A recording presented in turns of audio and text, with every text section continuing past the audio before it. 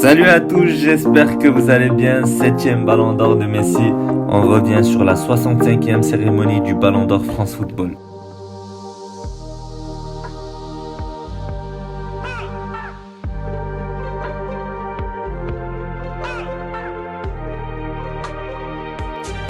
Donc dans cette vidéo, on parlera de Léo Messi et pourquoi il a été nominé Ballon d'Or.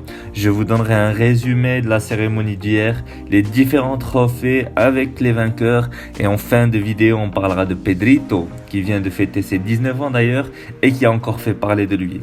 Messi gagne donc son 7e Ballon d'Or, mais personnellement, je sais que ce 7e trophée a un goût différent des autres. Déjà que la cérémonie France Football s'est déroulée à Paris, que Messi joue actuellement pour le PSG et que ce Ballon d'Or vient couronner un exploit individuel de Messi, celui de gagner la Copa América avec l'Argentine en finissant meilleur joueur, meilleur buteur et meilleur passeur décisif. Donc ce trophée a vraiment pesé sur les votes et j'ai envie de dire Messi a gagné son Ballon d'Or majoritairement grâce à la Copa América.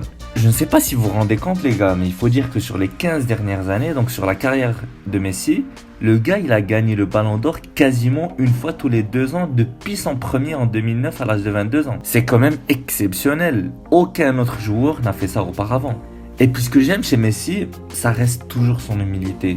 On a vu durant la cérémonie comment il rend hommage à Lewandowski, deuxième dans le classement d'ailleurs, en disant que c'était bien lui qui le méritait l'année dernière et que le Ballon d'Or France Football devait lui attribuer ce Ballon d'Or, qu'il doit le garder chez lui. C'était vraiment magnifique. Concernant la cérémonie, 6 trophées ont été attribués hier soir. Le Barça s'en sort très bien d'ailleurs, puisque 2 de ces trophées reviennent à des joueurs du Barça. Donc le Ballon d'Or féminin pour Alexia Putellas, qui joue au milieu de terrain du FC Barcelone féminin et qui a fait une saison vraiment incroyable. Et notre prodige, le Golden Boy, Monsieur Pedri González Lopez, alias Pedrito, qui gagne le trophée Copa du meilleur joueur de moins de 21 ans. Pedri, franchement, il a passé plus de temps en cérémonie que sur les terrains ces derniers mois, quoi. Bref. Concernant les autres trophées, Lewandowski est récompensé de ses 60 buts avec le trophée du meilleur buteur. Gianluigi Donnarumma, qui avait fait, on se rappelle, un Euro magnifique avec l'Italie, en finissant meilleur joueur du tournoi avec 50% d'arrêt sur penalty, ce qui est juste exceptionnel. Il a donc eu le trophée Yashin du meilleur gardien de l'année. Il est également 10e au classement du Ballon d'Or à 22 ans, donc vraiment chapeau à lui le gars.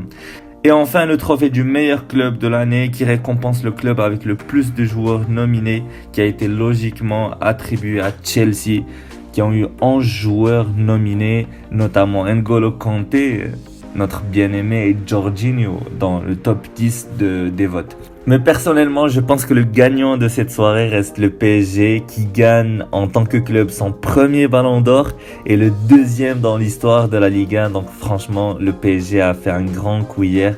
Et El Khelaïfi, je pense qu'il s'est bien endormi hier soir et je pense qu'il va bien fêter ça au Parc des Princes. Bref, pour finir, je laisse un petit message à Cristiano, mon gars.